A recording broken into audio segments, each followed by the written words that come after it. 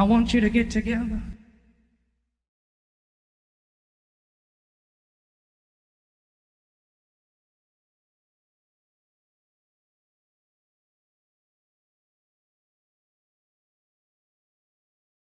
So yeah, I made a slideshow connecting parasites to demons, and I looked into this topic through a biblical lens, and I found a bunch of very, very interesting things. So go ahead, click on the next slide.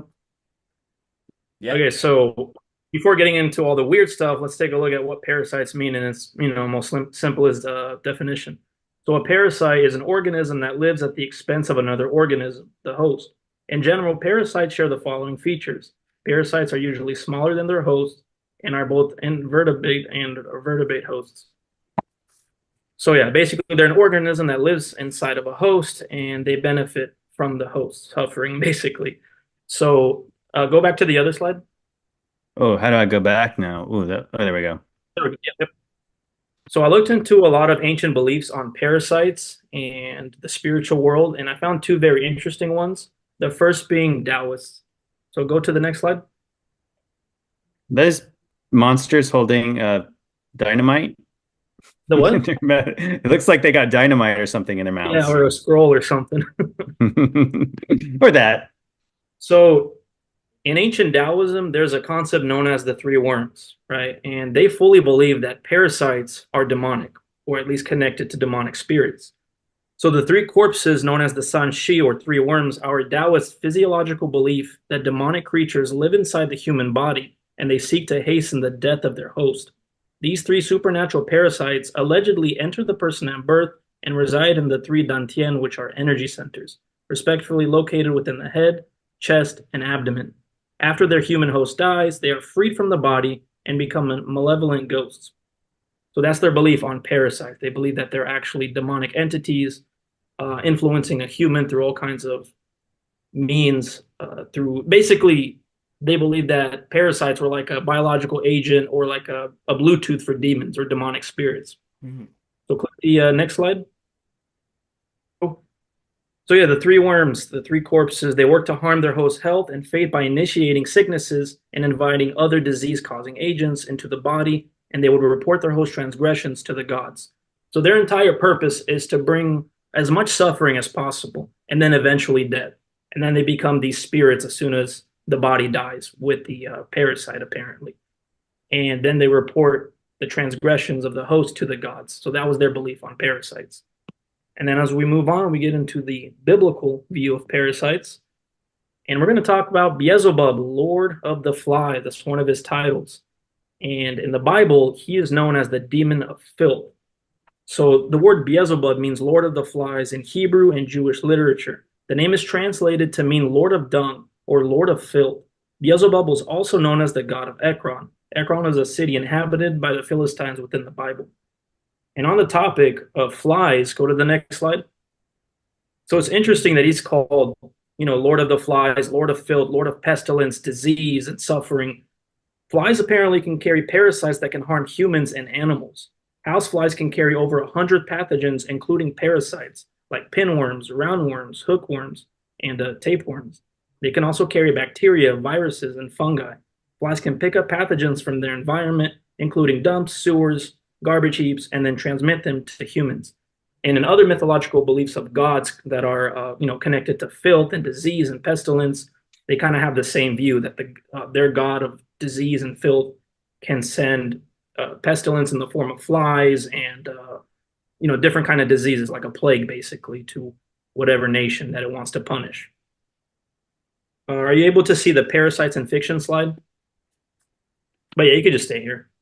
Basically, on the slide, I show two movies, the movie Faculty and the movie Venom, where it portrays parasites in like a fictional way, where there's like an alien parasite that takes over a human body and basically fully controls the host, right? So that's what the movie Hmm. is about. It's about these parasites that come from another world and they take over the teachers in this high school, right? And they cause them to be violent and evil.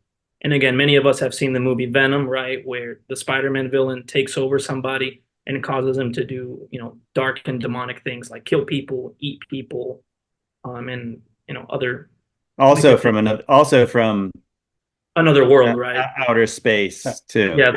So the motif is the same, that these alien parasites come from another world, basically. And if I So remember go ahead. correctly, in Venom, didn't the was it Eddie Brock? Is that the main guy? Mhm. Yeah, I Yes. believe he was on his knees praying to God for an answer to kill Spider-Man Peter in a Parker. church.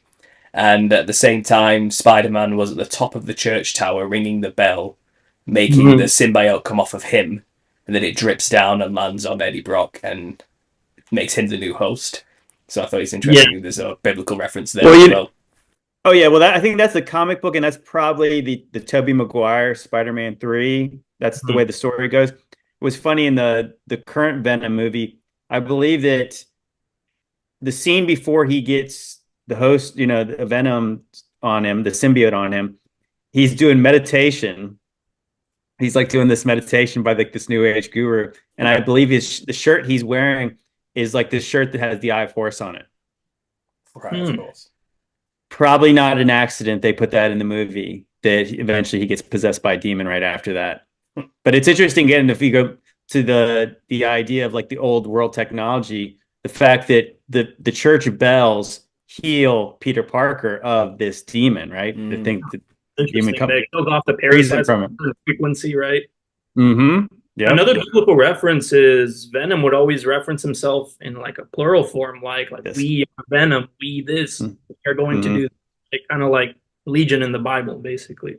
Absolutely. Definitely. But yeah, so when looking into this topic through a biblical lens, I realized that demons have a lot in common with parasites. Like they're pretty much identical. So go to the next slide.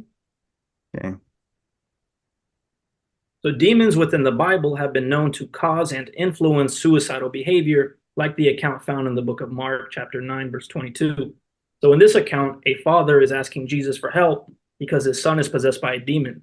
And this demon is basically casting his son into fire to try to kill it that way, and then trying to drown his son, right? Basically taking control of his cognitive abilities and making him commit self harm.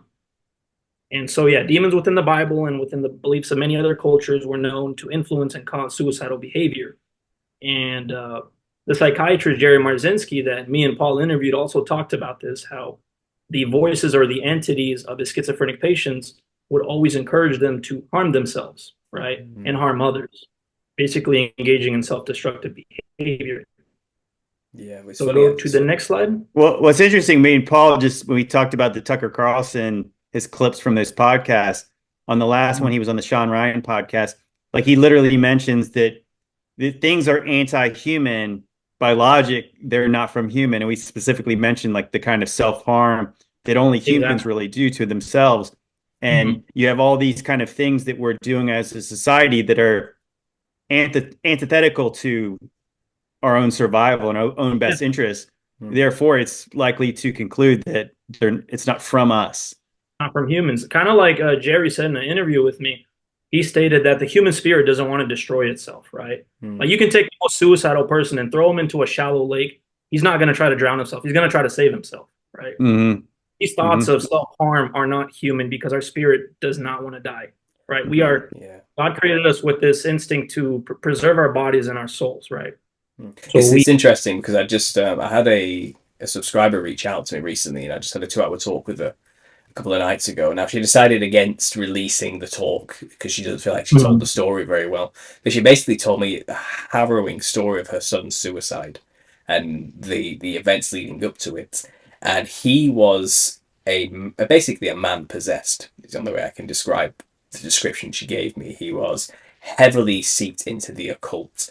He had schizophrenic tendencies, what Jerry Marsinski, would describe as the classic schizophrenic type DSM-5 type of symptoms, but it's clear it was demonic, the influence, because he was literally making altars to gods and was covering himself in odd Egyptian iconography. He was acting like something that wasn't himself. This woman was telling me he would start acting incredibly flamboyant and strange, and moving his limbs in weird ways. With the way he talked, his voice would change, and in those moments of those episodes he was having, it's like, that's not my son. Like, I don't know who that was, but he would suddenly switch back to this sweet, kind, caring person again. But then he would become somebody else in an odd, strange way, and he would get clean from drugs, which seemed to be triggering it for him, and then he would get back on track, and then he would relapse and fall back into this odd character again, who wasn't himself. And it got to the point where he kept wanting to leave and go. I think he wanted to go to LA or something. He kept wanting to leave and travel a really far distance, and he always kept getting stopped when he had these episodes. She obviously forced the police on him to arrest him just to save his life, basically. But he got to the point where he did end up in this place, and when he got there, he steps in front of a train. It seems like the thing inside of him was leading him to a point. With the promises, he believed he was going there to save people or something. Like there was something pushing him there. I have to go to this place. I have to go here. I have to go here. And when he got there, he ended up, obviously, like I said, killing himself. And the whole story was, honestly, I hope she retells it and shares it so I can share it with you all. But I can only give you glimpses here, but that wasn't human, whatever happened to him. And I could see the occult through everything. She showed me his artwork and the way he drew himself during these episodes, because he was an artist, and you could clearly see something else was channeling through him.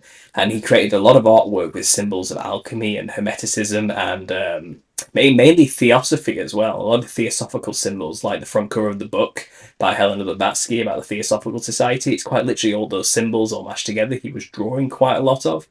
And it just seemed so odd from his mother's perspective. Like, that wasn't her son.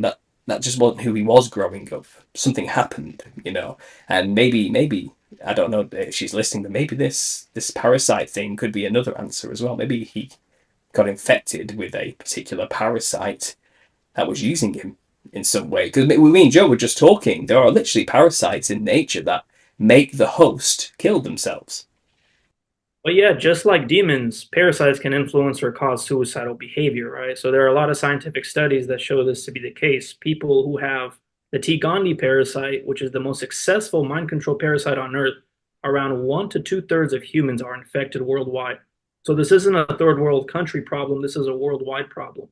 You could live in the cleanest neighborhood in Beverly Hills and you might be infected with a bunch of these parasites. But yeah, it causes triggers suicide attempts and suicidal behavior. Right? This little biological worm can take control of your cognitive abilities and do this. Yeah, go to the next slide. So demons in the Bible and within the beliefs of many other cultures can cause various mental health disorders. Go to the next one. Parasites, just like the demons who are able to cause various mental health disorders, are connected to psychosis and other human diseases, both physical and mental.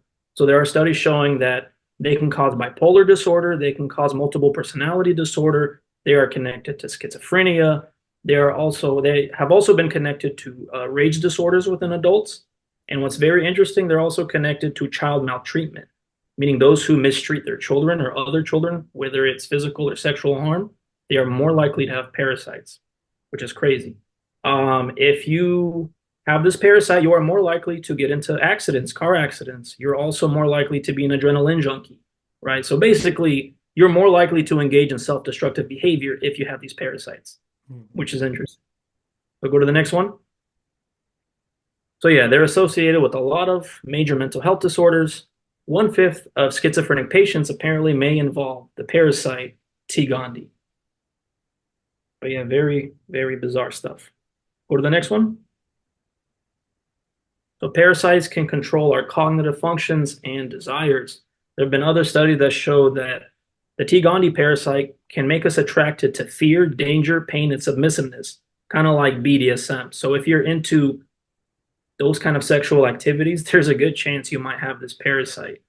And this parasite has also been associated with sexual promiscuity, right? So those who are more sexually promiscuous, there's a higher chance of them having this parasite, because it's one of the ways that this parasite spreads, right? So it influences your behavior to have more sex with random people so that it could spread itself more. But yeah. Next one. There are studies that show that this parasite can make you more attractive or influence behavior to make you more attractive, right? So like, let's take somebody like a woman going to a club dressing provocatively. There's a chance that dressing like that could be influenced from the parasite in order to make her look more sexually attractive. Same goes for the men, right? So the article says right here, imagine a parasite has infected you, and that parasite needs you to have sex to move to a new host. It would certainly be in that parasite's interest to help you become more physically attracted to a mate and act more promiscuously. So if you guys need more motivation to not just have random sex with people and follow the Bible, right? Not give in to your lust. If you want a more disgusting motivation, well, here it is. There's a good chance that the people you're having sex with, all these one night stands, they could be infected with parasites, right? So the more promiscuous you are, the higher chance of you being infected with many parasites. So, yeah, very weird stuff. So yeah, this parasite can make you more attractive, so you have more sex and spread it.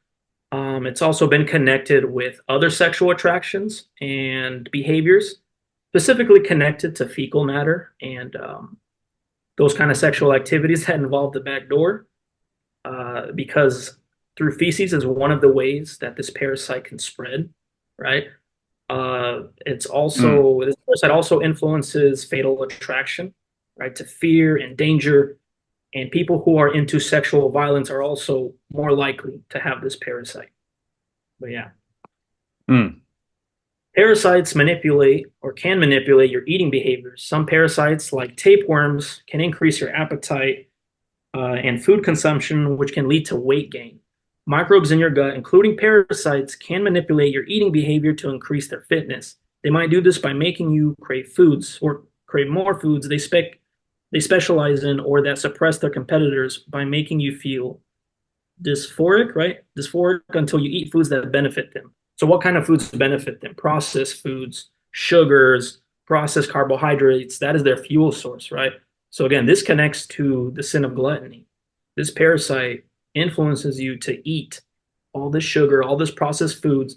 And I find it very interesting, right? Like it's the most common advertisement you see, right? You can't go 30 minutes without seeing a fast food advertisement, on a billboard or like a YouTube video or anywhere else, right? We see it all day. I don't know how many fast food advertisements you guys encountered since you woke up, right? But this is their fuel source. It's processed foods. It's trying to make the gut as unhealthy as possible so it can be more suitable for these demonic parasites. So it's interesting that it literally takes control of your cravings, right? So craving a bunch of sugar and processed food is not normal whatsoever. I'll go to the next one. But yeah, that's their fuel source. So yeah, we're going to talk about T. gondii. This is known as the most successful parasite on Earth. Like I stated earlier, 1 to 2/3 of humans are infected with this parasite, right? So it doesn't matter if you're a Christian, if you're an atheist, if you live in a third world country, or a clean neighborhood somewhere in Beverly Hills, you still can be infected by this parasite. Now, what's very interesting about this parasite, that although it can infect like any warm-blooded animal and humans, its definitive host is a cat and members of the cat family. So that means that its sexual reproduction can only happen within a cat's body, which I find very weird. No other animal is this parasite able to reproduce inside. So it's also one of the reasons doctors tell mothers, right, who are pregnant to not go near cat feces. Have you guys heard of that before? I think I actually have heard that. Yeah, I thought that's weird. Yeah, so the reason is because when the cat poops, all those little, what are they called? Oocytes, the little eggs, right, from the T. gondii parasite, ends up in the cat poop. And it's very dangerous to babies. It can kill babies, as in pregnant mothers. And so a lot of doctors, they will ask you, do you own a cat? If yes, well, they tell you to stay away from the cat litter, don't clean it, have somebody else clean it, right? So that's a common thing. So a lot of you watching who are mothers who are pregnant, you probably know this because doctors most likely have told you to stay away from cat litter. But yeah, go to the next one. So after learning about the whole weird cat connection to this parasite, I started thinking about the ancient beliefs of cat worship, right? Or like, why were cats considered so holy in different ancient cultures, specifically ancient Egypt? And I thought that the ancient Egyptians worshipped cats as gods, but that's not the case. Cats were actually worshipped. They weren't worshipped as gods themselves, but as vessels that the gods chose to inhabit and whose likeness the gods chose to adopt. So they're not gods themselves. They were believed that they can be vessels for the gods. And that's why they were considered so holy, right? And they would mummify them next to the pharaohs. And again, it's interesting that they can be vessels for gods, and then scientifically they can be vessels for demonic like parasites that can take control of your body, influence your behavior, influence you to do self-destructive things like harm yourself, harm others, right? Just basically do a bunch of sinful things, what the Bible would call sinful, right? So I found that connection very interesting. And again, this is not a vendetta against cats. You know, I loved cats. I had one that passed away like a year ago from liver issues, but I'm just pointing out like a weird connection. It's very interesting. Go to the next one. What's weird about cats too is that you have, like, if you watch the way they move like big cats. They move like tigers and lions and stuff. But I saw a video about a year ago, and it was basically pointing out the fact that, but the eyes of a cat, a household cat, a domesticated cat, are different than the big cats. The big cats don't have the split pupils. So like the domesticated cat literally has like a reptilian looking eye.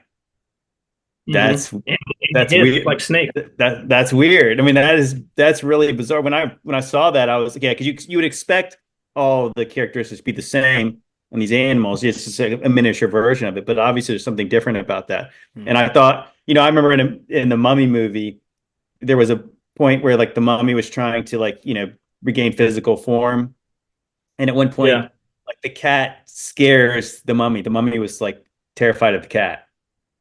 Yeah, it was just like obviously it's not really explained other than just like we know there's this connection with the Egyptians and cats.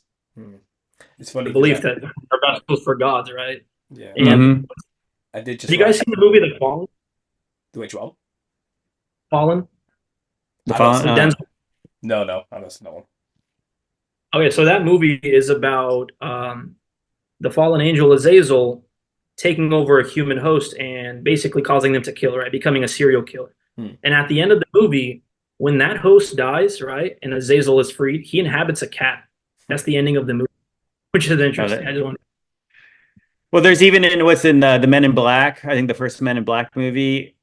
Yeah. They're trying to get Orion's belt, and I think the cat's name Orion. I think it's wearing some like little collar or something like that. That has a whole universe attached to its collar. Well, isn't it also common in stereotypical mainstream Hollywood witchcraft that the familiar a witch always has is a pet cat of some kind?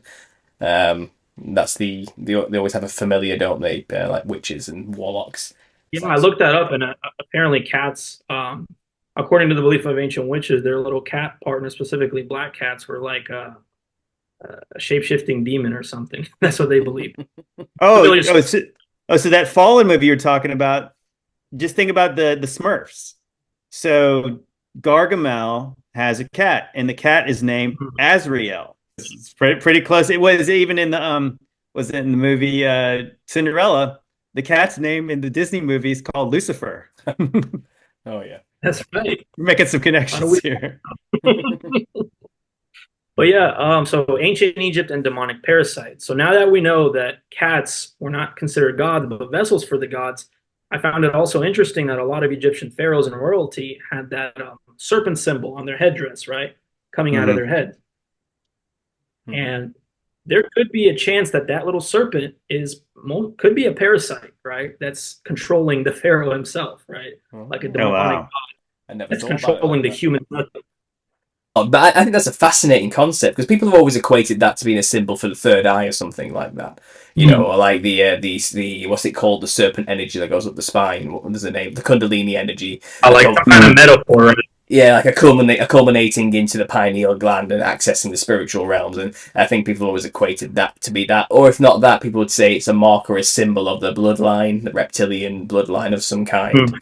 The Nephilim, let's say. But that concept that it's actually just a parasite controlling their mind, I think that's really fascinating. And have you ever seen Naked? Is it The Naked Lunch? It's I'm gonna have to Google this. I'm sorry, guys, and I know it's going to come from the screen. It could also be like serpent, as like it's the serpent's obviously associated with knowledge, so it could be all the above. It could be third eye. It could be knowledge. It could be it could also.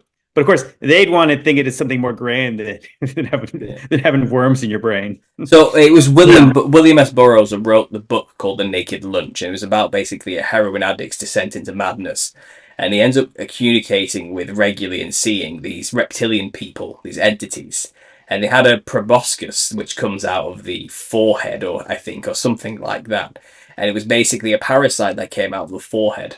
And I think the real stuff that comes out quite a lot in conspiracy circles. I think even Donald Marshall, the cloning center guy, came up with a lot about this. But he says the parasite comes out of the forehead of the reptilian monster, and that monster just dies.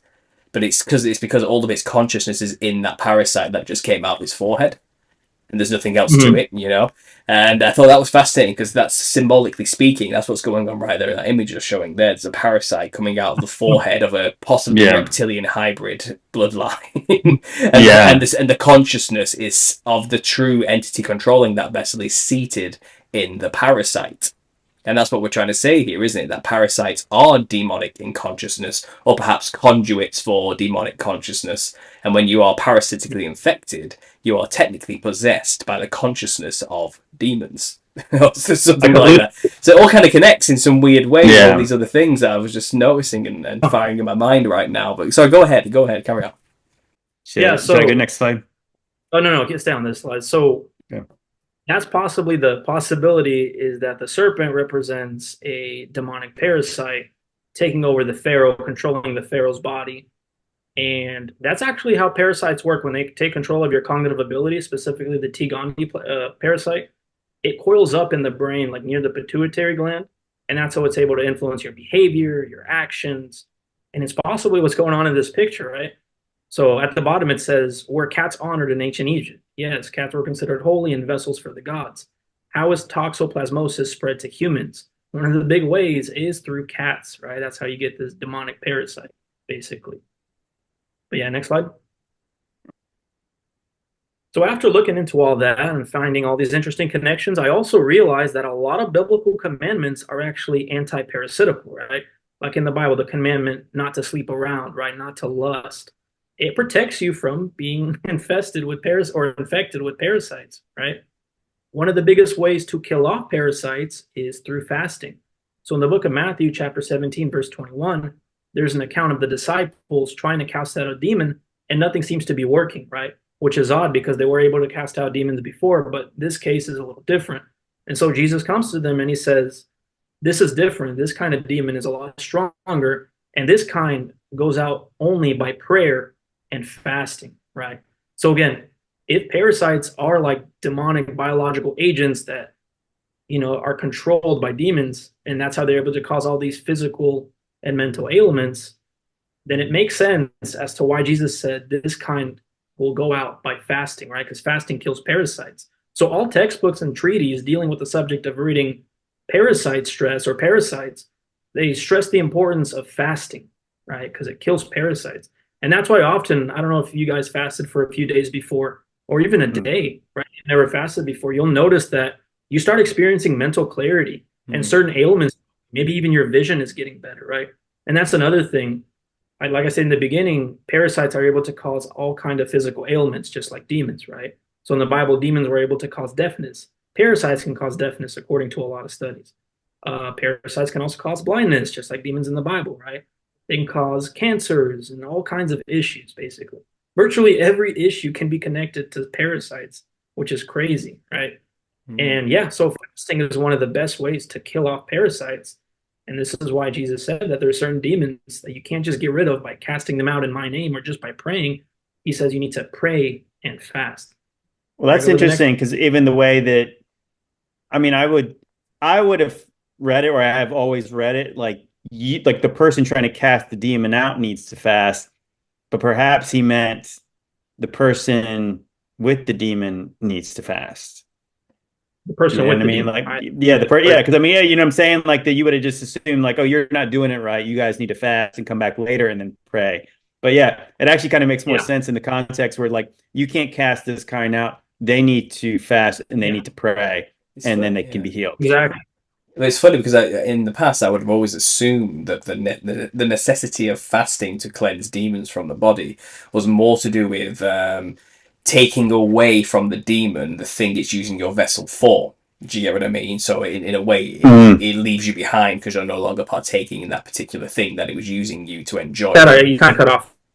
Sorry. Yeah, so the idea was that, demons were using you for something. They wanted you to smoke something, drink something, eat something, do something particular. But when you stop doing that thing or fast from doing that thing, then it would kind of starve the demon of what it wants, so it gets bored or leaves or something like that. But this makes far more sense. That if you don't get rid of the physical issue, the physical antennae or conduit for the demon, it can always keep its claws in you through the parasites.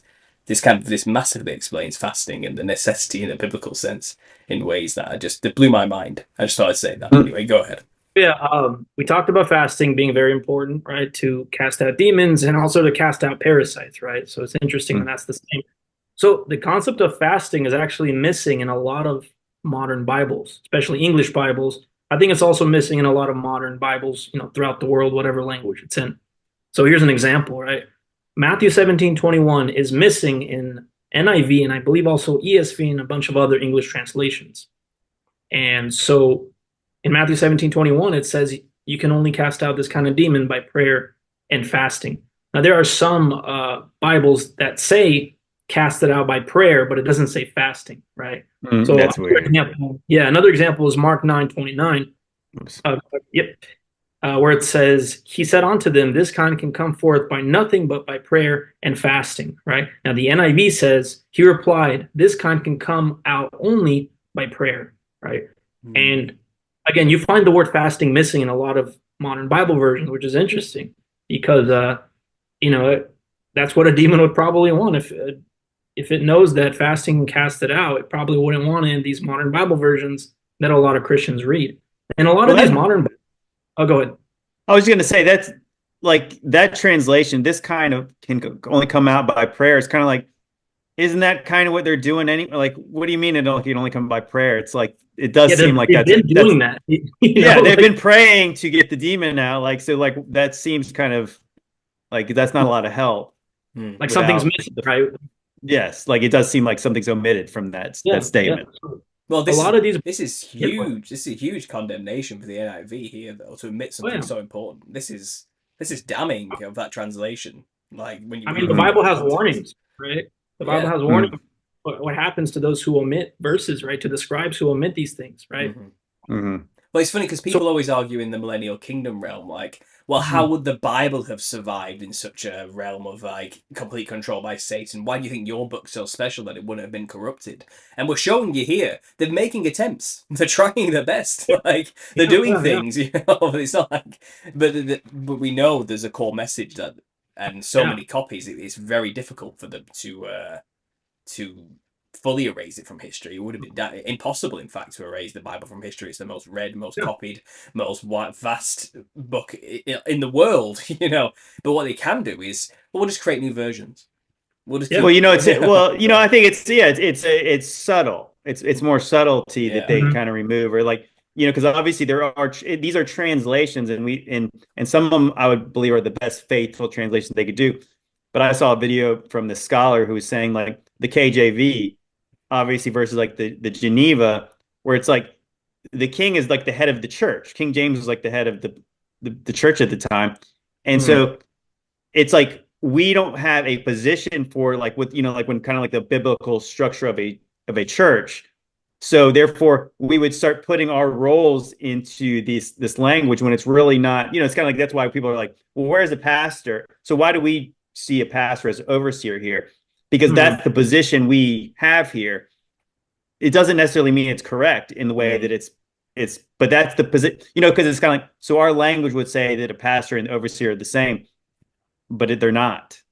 Yeah. But that's the word that would be translated because that's the word we have for it. So I think that those kind of subtleties, I think that definitely are, because they don't want to change our whole structure of our church, Yeah, absolutely. So go ahead. There are hundreds of Bible versions, right? Or English Bible versions. And in order to, when talking about, a lot of these Bible versions are copyrighted, right? So NIV is copyrighted, ESV is copyrighted, KJV is public domain. And other older Bibles are also public domain. I believe the Septuagint is also public domain, right? The Orthodox Bible. So again, I don't think it's right to have God's word copyrighted, right? It belongs to everybody. But what's interesting about the whole copyright thing, when writing a book, in order to have a copyright, you have to have at least a 10% difference from the book that you're copying from, right? So let's say you want to write a version of Lord of the Rings. Well, it has to at least have 10% or more. So what does that mean for these modern Bible versions? It means you would have to omit verses, right? And as the years go by, it keeps getting watered down more and more and more. Just like you see right here. Yeah, NIV is missing verses, right? Specifically fasting. And yeah, so a lot of these Bibles, and in fact, a lot of these modern Bibles that a lot of Christians read, a lot of my friends read, they're younger than them, right? So the ESV, for example, it was created in 2001. So I'm older than the ESV. The NIV was created in the 1970s, right? So a lot of these Bible versions were recently created. There's so many. But the NIV, I remember my buddy who liked the NIV, but he was saying there was an NIV that was before 1984 that was better.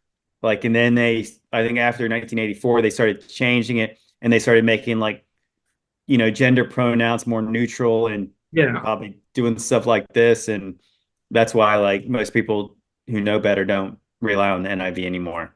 So again, like the Bible says, it's the scribes peddling God's word for money, right? Like taking out verses, making it copyrighted and selling it, right? You go on the NIV website, you'll see the little copyright thing. But well, that's the same way. So it's like likely that they just say, well, this is a better translation, but I have to change it enough so I can sell it. Yeah. I mean, that's obviously, that sounds horrible. It's wicked. Yeah, it's a money thing. And it's interesting, specifically fasting is what's being removed from a lot of these versions. I think this is a huge smoking gun for the kind of things they want to keep from us. Like I said, they're clearly hiding the importance of parasites here. So just a shout out to the chat here. Someone called Lani said something which is very interesting. And I don't know if you've thought about this already, but I think maybe you're getting to it. But the comment is, your antibodies are God's way of sending an army of angels to combat, let's say, the legion of demons in a way. Metaphorically speaking, and perhaps literally speaking, could this have something to do with it? Is this where maybe the idea that people who can kind of cure themselves through intent by just keeping a positive attitude in some way, or belief, having faith in God that will cure all things? Does that produce antibodies in some way that combats parasites? I don't know. I'm just literally spitballing here from that that comment just rung out to me.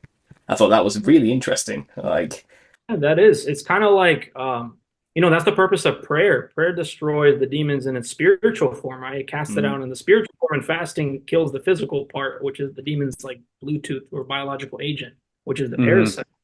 And so I think so. I mean, by prayer, you're tuning into something good, right? You're tuning into God. And why not? I mean, throughout the Bible, he's changed people's physical ailments, right? Like Jesus was healing people with his power, right? So it's possible that it is creating antibodies, right? Like, how did Jesus heal the blind man? He spit on the ground, right? And dirt. Is that what happened? Yeah, rubbed dirt in his face, rubbed dirt in his eyes. It was like his DNA or something like that. I don't know. That part was interesting. But yeah, a lot of Bible versions remove the concept of fasting, and fasting is incredibly important. And another thing to say is, because fasting is a concept that's removed from a lot of these modern Bible versions that these churches read, and removed from the teachings of a lot of these churches as well, especially the Protestant churches within America, it makes sense as to why Christians, statistically speaking, in America are the fattest religion, meaning atheists are healthier and fitter.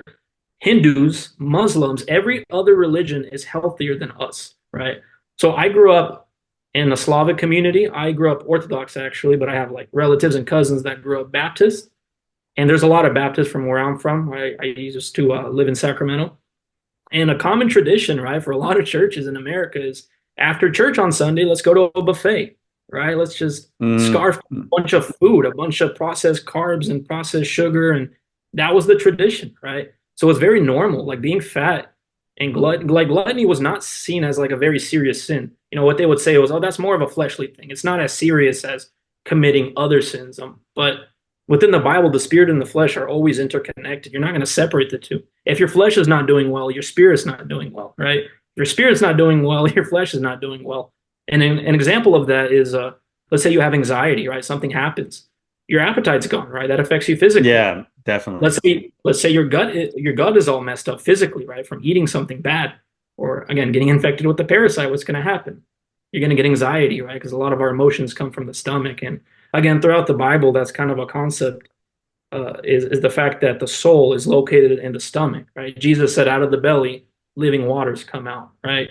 There's always this like connection to the belly and the soul within the Bible, right? That all our and it makes sense even scientifically. All our emotions come from the stomach, and they even Yeah. found neurons that we find in the brain. We can also find in the stomach. So again, it's like connected, right? So our Well, belly what's is like what's interesting too is like the our memories, like because I yeah, think they say like in our brain they would say the hippocampus is where our short-term memory comes, but they really don't know where like the long-term memory is stored. the belly, most likely the belly. Yeah, it could be like the belly, or like you were saying, like I was hearing like the heart, but yeah, like the belly and the heart are kind of like just kind of like connected, like biblically. Well, They yeah. What's Here's the kind of thing like about interesting, like yeah. the way it's described too, is like your heart, the heart's wicked, and the heart wants all of Hmm. these things, and it talks about the belly of the wicked. It's like it's always suffering want because it's insatiable. It's almost like a tapeworm. So Yeah. it's like taking in all this stuff, and I can never fill myself up with Hmm. the desires of this thing. Or like in the Bible, it says the words of a talebearer, of a gossiper, goes down to the innermost parts of the belly, right? When somebody Hmm. gossips to you or hurts your feelings, you feel it in your stomach, right? Your stomach is in knots. You feel horrible. And Yeah.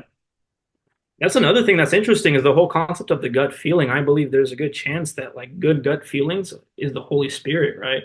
If it's Mhm. possible that our gut is the temple of the Holy Spirit, which is actually a belief the ancient Hebrews had, that the soul and the Holy Spirit resided somewhere in the belly. Even the word heart in the Bible, like if you look up the KJV Old English translation of heart, one of the meanings is the middle, right? So like in the Bible, when it talks about the heart of an issue or the heart of the earth, that's the middle, right? Jesus went to the heart Right. of the earth. Correct. Jonah was in the Hmm. heart of the belly, or so the heart, one of the definitions, especially when the Bible talks about the heart in a spiritual sense, it's not talking about your organ or your consciousness, like in your head. It's talking about the stomach, right? The middle. So it's the Yeah, that heart. makes sense. Don't trust your heart. Don't trust your gut feelings, especially if they're wrong, right? Especially if your stomach's all types of messed up. So Well, yeah, it's kind of like they're all related because you're saying like that.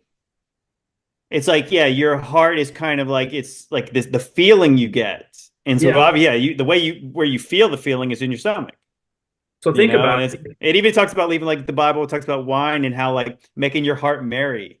So it. obviously, does the wine go into to the organ that pumps blood, or does it go into your belly? Your It's like so belly, right? making, yeah. So I mean, yeah. So it's like that these things are kind of connected on like who you are, you Yeah. know. I think our identity, all our emotions come from the belly. A lot of people say that when they pray and feel the Holy Spirit, they have this like pleasant, warm feeling in the stomach, right? Um, Hmm. a lot of people in different cultures also believe that, like in Taoism, they believe that the stomach is the most important energy center. In the book of Job, it says the force of a man is where? It's in the belly, right? And We that, certainly feel fear in the belly. oh yeah, we feel Mm. all emotions. But the fear is like the one that obviously, yeah, you the feel in your Yeah, pit, the yeah. stomach, or anxiety, yeah, anxiety and fear, and of course that's demonic, Yeah, so typically. the belly is important inside and out. Like I worked as a personal trainer and I would always have all my clients do a core workout, right? Like without the core is the most important muscle. If you're going to ignore working out every other muscle and keep the core. Without the core, you won't be able to stand or sit or walk or run or do anything or balance, right? So the core is the most important part. And inside your belly is the most important in terms of physical and spiritual health. So again, a lot of interesting connections, right? We're told especially in America, that the flesh has nothing to do with the spirit and that it's fully separate. It's just focus on the spiritual parts. I'm like, no, it's all connected. It does matter what you eat. It does matter if you fast or not. Is It that does why? matter. Is that why maybe like when you're going through bad times, you're not hungry? Maybe because is it Yeah. like you're not supposed to be eating? Maybe you It, should. Maybe that's a message that again, you should be it's the fasting. spirit affecting the flesh. It's interconnected, right? If you're going Mhm. through a bad time, well, that affects you physically. Now you don't want to eat. If there's physically something wrong with you, right? You have like a bad gut health, bad gut microbiome. Well, then that affects your emotions because our emotions come from the gut. So again, it's all intertwined. You're not going to separate it, but people Mm. do, and that's where a lot of issues come from. That's why Christianity today in America, especially, is in that kind of state, right? Versus when you go to like, in Europe and like Eastern Orthodoxy, they take fasting very seriously, right? And because of that, they're more like wise in their decisions and how they do things and how they study the Bible. It's a lot deeper, you know what I mean? Mm, yeah. Versus like Christianity in America is very shallow, right? It's like you don't have to do anything, just believe, right? It's kind of like an Aleister Crowley, do what thou, like a Christian version of Aleister Crowley's quote, like do what thou wilt as long as you believe in Christ, right? You don't have to do anything. You don't have to take care of your body. You don't have to fast. You don't have to follow the diet law. You don't have to do any of these Yeah. things. Just Well, it's very like shallow. it's weird. It's weird because I think anybody who's kind of got into decent shape, you just feel better. You And so do, yeah. obviously if you feel better, like obviously that, you can feel that in every other aspect. And I'm sure like guys like us who are like, the body is not the most important, but it is important. Like, so, because sometimes we neglect our sleep doing the stuff we do. We neglect, if we're not eating right because we're making videos and doing stuff and you're like kind of stuck behind a computer. But so we always have to say like, I need to do more, I obviously at some point you do need to rest. I mean, it's like probably like why God obviously bless us with like, hey, you need one day a week, you kind of need to chill out. You need to rest and recuperate. You need to eat, you need to eat right, you need to sleep and all that kind of stuff. Because if you neglect that, yeah, that can bring upon stress, and then stress can beget other kinds of ailments. And yeah, domino effect, and it just affects you, right? absolutely. So yeah, the spirit and the flesh are fully connected. And if you don't realize this, well, then that's why, that's one of the reasons why a lot of people can't get over certain sins like lust, right? Like they're trying to overcome pornography, let's say, and they can't. They always go through this like roller coaster. Oh, 1 week I'm good, 1 week I'm bad, 1 week I'm good, 1 week I'm bad. And I think it's connected to the way we treat our bodies, right? If you can't control your stomach, one of the basic primal urges that we have, control anything else. There's a good chance you can't control anything else, right? In Deny terms of, yourself. yeah, deny yourself. If you can't deny your flesh, how are you going to deny other spiritual things and fight within this spiritual warfare that we're having, right? So if you can't control your flesh, if you can't take care of your flesh, then your spirit goes with it, right? If your flesh is going downhill, your spirit is going downhill too, and vice versa. Well, I've always said in most of my research, the spiritual and the physical realm are two and one in the same. Now, if you want to talk about heaven, that's a different place completely. I think that's where a lot of Christians get confused when they say the body has nothing to do with heaven. You won't have a body in heaven, type of thing. But the astral plane, the spiritual realm of this earth, which a lot of other religions are more concerned with, where the Nephilim reside, where these demons reside, where the spirits are. Well, they're disembodied, but they're still here on Earth, and it's still Earth. The spirit realm is Earth. It's not separate from, it's an integral part of it. It's just not a part of the Earth we perceive when embodied. But it's there. Yeah. And it's like I said, I call it the pipe work of reality. It's like the plumbing of the universe. It's kind of like the wires behind the scenes of the mainframe. Like, you're not supposed to see it, but it needs to be there in order for things to work here, and what you do in the physical is a mirror of what's going on in the spiritual. It's the same place, there's no. So when you start manifesting illness, and then the same thing is mirrored in the spirit realm. Something's happening there too at the same time. They're completely interconnected. Exactly. Yeah. So I just thought I'd interject there, but yeah, carry on. This is good stuff. JT, go to the next slide. So yeah, the church fathers considered fasting a very serious thing, right? Like one of the church fathers or one of the saints said in Orthodoxy, I believe, that where there is no prayer and fasting, there are demons, right? So if you don't engage in prayer and fasting, there's a good chance that you're not going to cast out whatever is harming you, right? And then St. Gregory said that fasting and self-control are a double wall of defense, and whoever lives within them enjoys great peace, right? So that's why often after fasting, like I said before, you have this peace and mental clarity that you didn't experience before, right? Your vision's better, physical ailments are getting cured. You spiritually feel better. You have a drive to want to read the Bible and follow God more and spread the gospel, right? You just feel straight peace. Again, like this church father said, it's a double wall of defense, right? And you enjoy great peace when you do participate in prayer and fasting. And again, fasting itself, it is difficult, especially if you've never done it before. And I don't recommend anybody just jump into a week of fasting if they've never done it, right? Let's go right to 40 days. Exactly, right. So if you're the kind of person that eats breakfast, lunch, and dinner and snacks in between and midnight snacks, I would suggest at least skip the snacks and skip breakfast, right? Hydrate. And if you could do that and no problems, no medical issues, okay, next time or next day, next couple of days, next week, try skipping lunch too. If you could do that, try skipping dinner, go for a full day of no eating, right? If you could do that, try a few days. And again, it all depends on how big you are, right? If you were obese, you can probably handle a couple more days of fasting than the average and say person who's skinny, right? Mm-hmm. I would suggest to pray on this, if you really want the answer on it doesn't take long to get into autophagy, which is the state of fasting where you're renewing cells and destroying all the parasites and everything. I think it's 12 hours of fasting, and that's it. You're in autophagy. Yeah, depending on how infected you are, really. But yeah. But I think it's only after. Is it 10 hours or is it 8 hours? No, I think it's like 10 hours. You're burning fat from that point on. You're burning fat reserves, and you've used up everything in your stomach from that point for reserves, and now you've turned to the fat, and then after, like, I think it's like 14 hours, you're now renewing dead cells. You're actually becoming renewed, body, in form. And all you have to do is just put the fork down, stop eating. Well, Drink some water, sure, but that's it, as far as it goes. And I intermittent fast myself. I do it every day. I used to do it every day, but like as I was saying to Joe, I need to get back on it because I've had a holiday, and it's easy. It's hard to slip back into the routine. But I tend to stop eating after 6 p.m. and I only start eating again after midday. So I have a 6-hour eating window each day. And, I'm not saying I'm perfect, but I don't necessarily always eat healthy in that 6-hour window. But I do find the fasting in between helps me maintain a level of energy, a clarity, and a general sense of well-being, which I don't have otherwise when I eat after 6 p.m.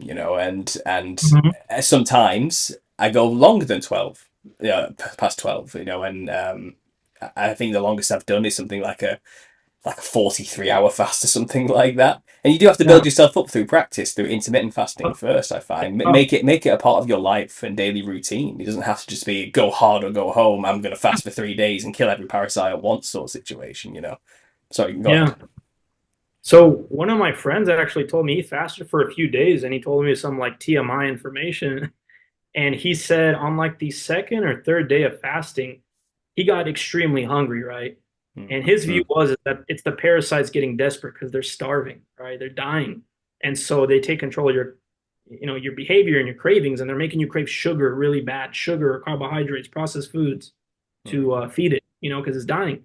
And he also said something interesting, and he stated that he became extremely horny on the third day of fasting.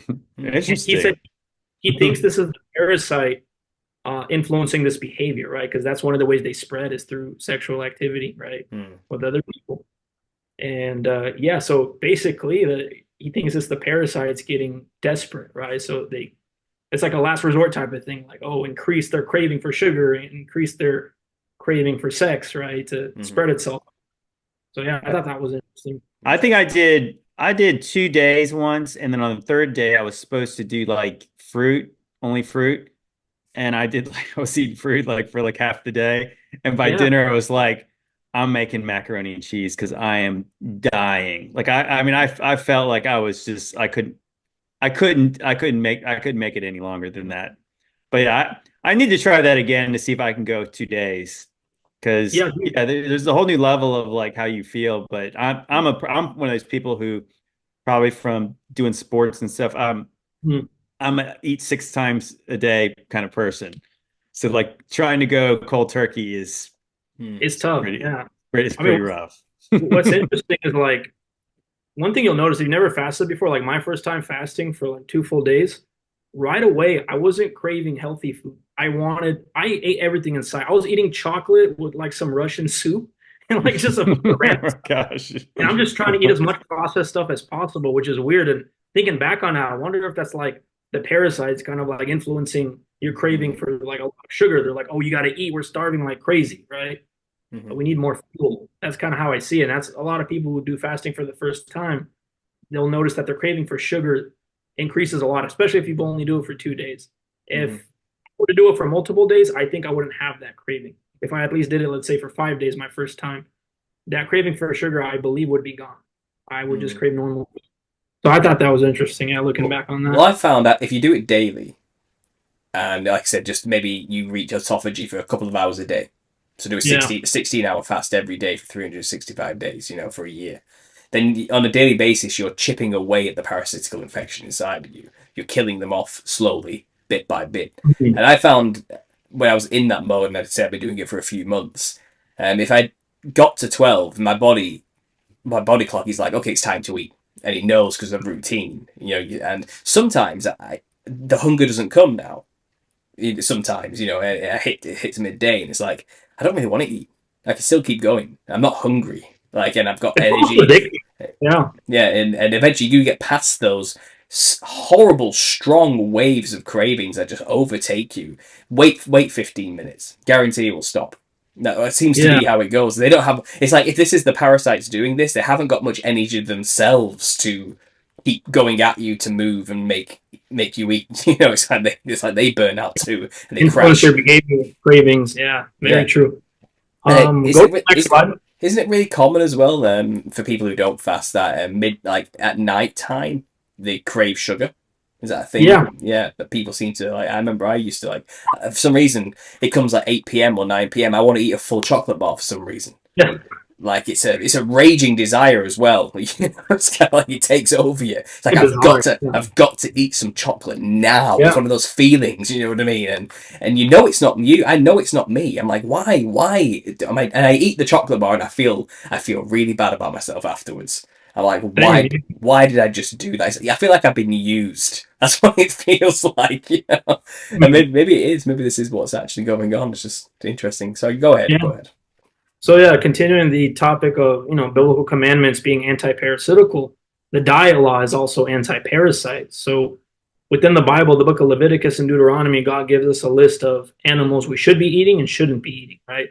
So one thing I found that's interesting about the unclean animals, the common thing they have with each other is the fact that they're all bottom feeders. They eat dead carcasses and dead animals and garbage and feces, right? And scientifically, unclean animals within the Bible are more likely to be a haven for parasites, right? Like pork. We've all heard of pork worms and pork parasites, right? Specifically associated with pork. Shellfish, right? A lot of shellfish also contains parasites because they're like the bottom feeders of the ocean. They eat whatever and they become havens for parasites, and people eat these products, and that's one of the ways they become infected. So yeah, the diet law is anti-parasite, which is very interesting. But yeah, next one. It definitely does put it into context, doesn't it? It just seems like such an arbitrary law. Don't eat shellfish. Yeah. It's like, why? Why? It's such an odd thing to say, isn't it? Like of all the animals, it's like of all the animals. It's funny. Just not. It's funny, one, Go ahead. I think Jay Dreamer Z, we were doing a thing, and he has this thing about shellfish, and he's basically saying like they're like insects, they're like the ocean. It's basically what they are. It's like kind of like. Yeah, like a cockroach and like a lobster are really not all that different. Yeah, so I do follow the diet law because it practically makes sense, right? Like a rule of thumb is just follow what Jesus did. Did Jesus eat unclean animals? No. Well, there's probably good reason for that, right? And although the Bible doesn't give us the broad reason or the specific reasons for a lot of the commandments, it says in the Bible that the Spirit of truth is going to lead you to all truth, right? So if you want answers for why you should follow this, well, God's going to lead you to these answers, and I believe He's led me to figuring out this kind of stuff, right? So another commandment in the Bible is that God tells people in Leviticus or His people to salt every food offering that they have, meaning put sea salt on every single food item. And maybe we don't oversalt things. Maybe you guys undersalt them. Here's the thing. There's the difference between natural sea salt and table salt. Table salt's horrible. It's full of caking agents and preservatives. Sea salt is good for you, right? Natural sea salt is. And so there are scientific studies that show that a diet high in sea salt could protect against invading microbes and parasites, basically kill them, right? So in Leviticus chapter 2, verse 13, it says, "And every oblation of thy meat offering shall thou season with salt, neither shalt thou suffer the salt of thy covenant, of the covenant of thy God, to be lacking from thy meat offering. With all thine offerings thou shalt offer salt," right? So he's saying, don't be stingy with the salt, right? When you salt your meat and stuff, like every single food that you eat, every meat you cook with, put a decent amount of salt on it. And like I said, scientifically, it kills parasites, right? A diet higher in sea salt kills parasites. Another thing I didn't mention on here is I believe drinking wine also helps your gut microbiome, right? It fixes it. And I believe it also kills parasites. And in the Bible, I don't know if it was Timothy who said, for the sake of Yes. your stomach, drink a little wine, not just water, right? For Mm-hmm. ailments, he even said specifically for ailments and sicknesses, drink a little wine, not just water. So obviously in moderation, right? Don't get drunk, but like you can drink wine, it's not a sin. Well, is it because alcohol kills certain like bacteria? And there's vitamins and Oh. minerals in wine that's also Hmm. benefits the Isn't it gut microbiome. the antioxidants in red Yep, wine? antioxidants, correct. Yep. Yeah. And so even Timothy says that for the sake of your stomach, drink a little wine, don't just drink water, right? And what was I going to say? Yeah, next slide, I guess. It's funny because red wine is definitely my drink of choice if I was to I drink. love red wine. I don't like anything else. Red wine Yeah. is my favorite. I don't really drink anymore. I don't have time being a father. I just don't. Yeah. Like I just don't even. I can't even imagine being drunk anymore because what if I need to go? What if something happens and I need to drive? It's one of those Yeah. type of things. I would never risk it, but I do. I do. When I did drink regularly, it was always wine, red wine. I always looked very Mhm. strange to everyone else around me. Drinking lager and spirits and things like that. I was always the Hmm. one with the glass of wine in my hand. And yeah, maybe there's a good reason for that. Maybe the Lord was moving through me and I didn't even realize it at the time. Who knows? Yeah. Yeah. I mean, even in the Bible, it says that God made wine to gladden the heart of man. So it's also for our enjoyment too, in Mm. moderation, right? That was one of the first miracles Jesus did for the wedding. It's not like it's only for medicine, right? It is for your enjoyment, But relax. it says multiple times in the Bible that it's like I said, it's to make your heart merry. So I mean, it's Exactly, right? It yeah. was made by This God and he blesses it, right? So yeah, they were this drinking was at a wedding. They were drinking at a wedding because it makes your heart merry. well, the Baptists say it was Welch's grape juice that they were drinking. Yeah, actually, Demon Racers and I had an argument about that, and I was just like, it's funny because even like some people would say, well, it's the older wine gets fermented, and that's what it is.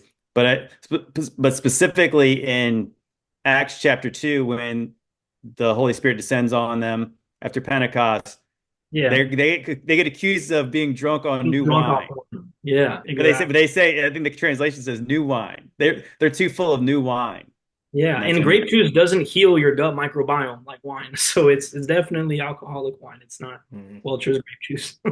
But yeah, Noah got drunk off wine after he exactly. made a vineyard, and so the wine back in Wine, Noah's wine. day got you drunk. I would say Yeah, that wine's always probably been wine.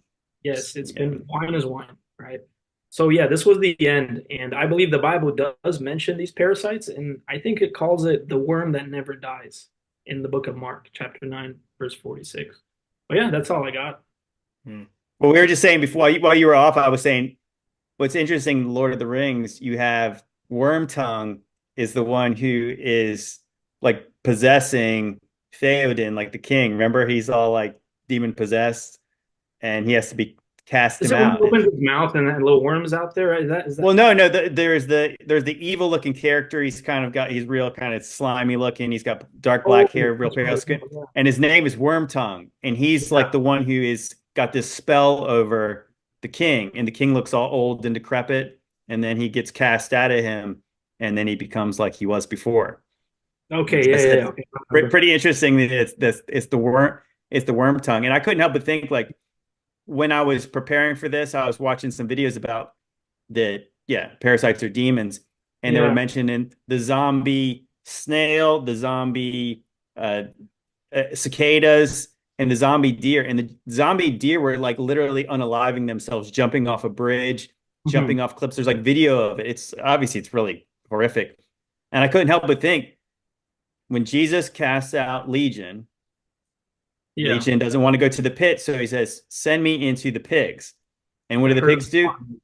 they The drowned pigs themselves. they immediately go down and drown themselves. Yeah. You know what's interesting? Speaking of the whole parasite thing, the T. gondii can also affect like other animals like crickets. And there's something called cricket suicide where the parasite takes control of the brain and body and forces the cricket to drown itself, and then the parasite comes out and infects something else. So it's interesting that the pigs chose to drown themselves. and free the demons, right? Mm. Yeah.